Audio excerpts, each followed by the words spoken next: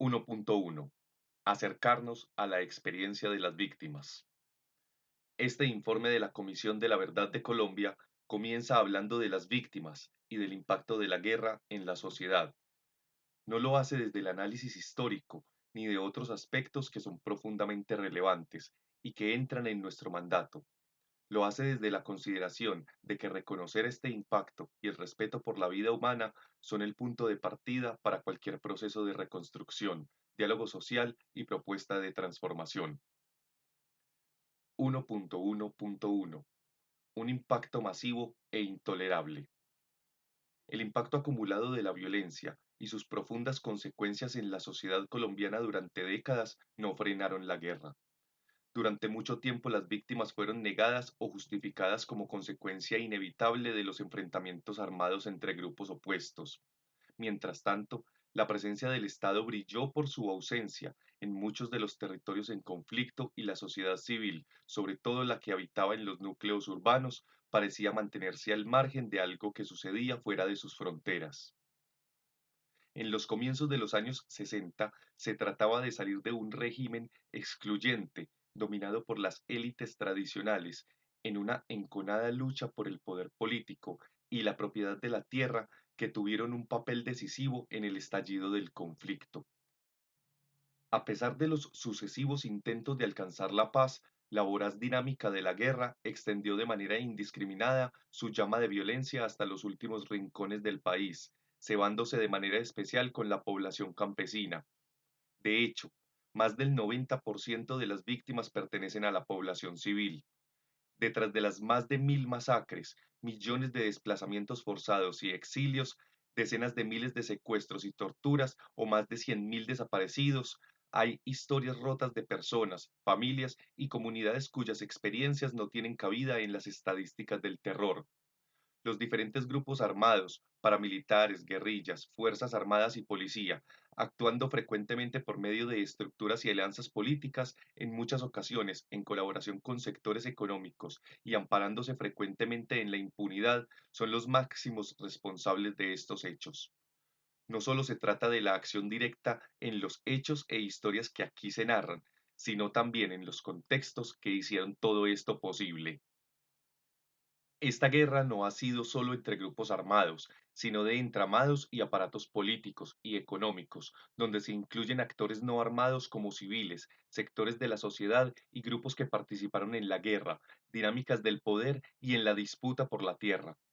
Mientras Colombia trataba de abrir espacios para la democracia, elecciones municipales de los años 80 y constitución de 1991, y se daban procesos de paz con algunos grupos, arreciaba la guerra con otros. Los diferentes actores alentaron una dinámica de violencia que basó su imperio en el despojo a la población civil y en territorios convertidos en objetivos de disputa armada que llevaron a una reconfiguración del poder local. Debajo de la parte más visible de la guerra ha habido una profunda conflictividad social que no siempre se ha dejado ver o que se ha criminalizado como si fuera parte del conflicto armado.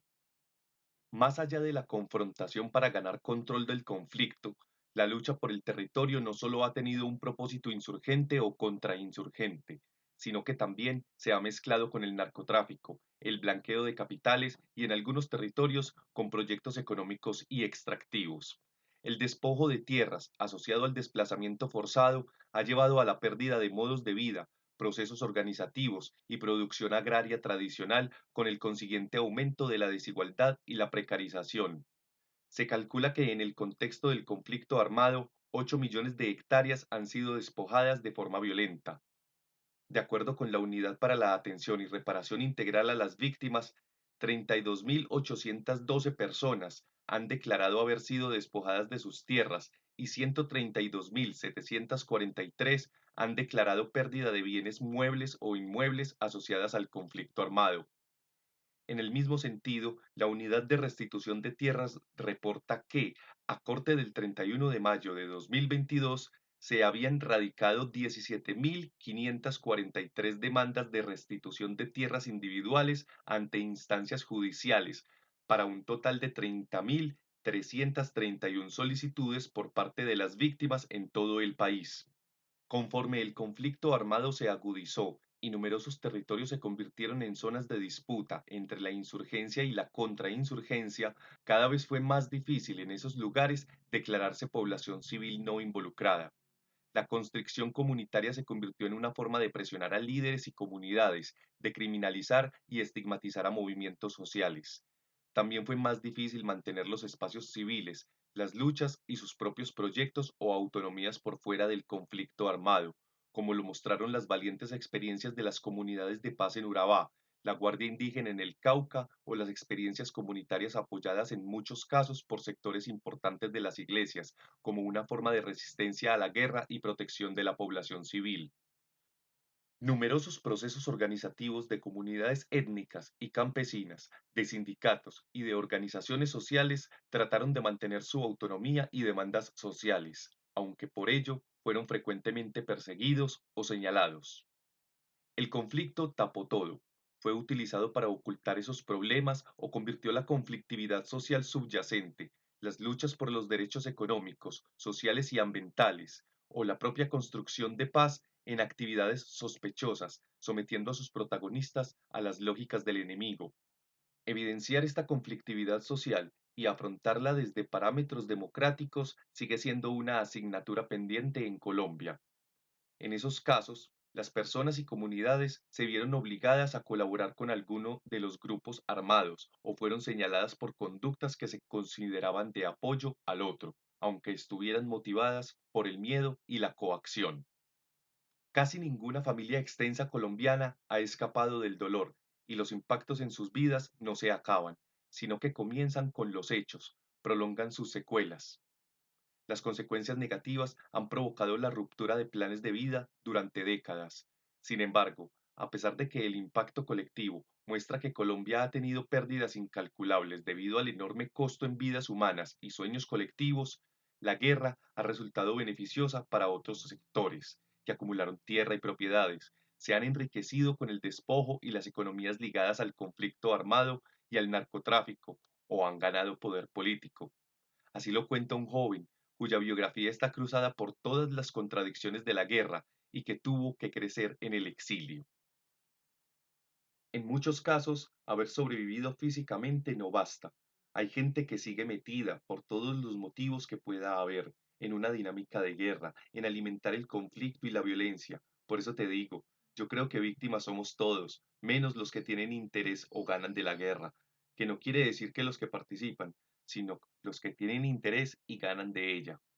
Entrevista 578-VI-00004. Hombre, exiliado, familiar de mujer desaparecida. El conflicto armado supone una afectación directa al menos para el 20% de la población colombiana que resultó víctima, lo que muestra un impacto masivo con consecuencias a largo plazo. En el conjunto de los testimonios de todo tipo de hechos y responsables de la violencia recogidos por la comisión, las personas hablaron en general de dos o tres hechos de violencia que marcaron sus vidas de manera irreversible. En el 42% de los casos recogidos por la comisión, las personas fueron víctimas de distintos hechos en varios momentos incluso, por diferentes grupos armados. El 20% de las víctimas reportaron más de un perpetrador, mostrando cómo especialmente la agudización del conflicto armado llevó a la extensión del impacto en el que la población se convirtió en el objetivo y los motivos de la violencia se cruzaron muchas veces en la biografía de una misma persona y su familia. Pero el impacto no ha sido igual ni ha llevado a generalizar el efecto suficiente sobre toda la población campesina y la urbana empobrecida, los pueblos étnicos, las mujeres de sectores populares y los niños, niñas y jóvenes en áreas rurales o urbanas marginalizadas han sido los más afectados por un conflicto armado, en el que tener control sobre la población civil y el territorio se convirtió en objetivo central de la guerra. Según reportes de la Unidad para las Víctimas, el 48,9% de las víctimas son mujeres, el 18,1% pertenece a pueblos étnicos. El 22,1% tiene entre 0 y 17 años. El 22,7% está entre 18 y 28 años. Y de acuerdo con el DANE, el 23,8% de las personas en el país viven en zonas rurales, de las cuales el 48,2% son mujeres. De esta población que habita en zonas rurales, el 37,1% de las mujeres y el 36,9% de los hombres son menores de 20 años.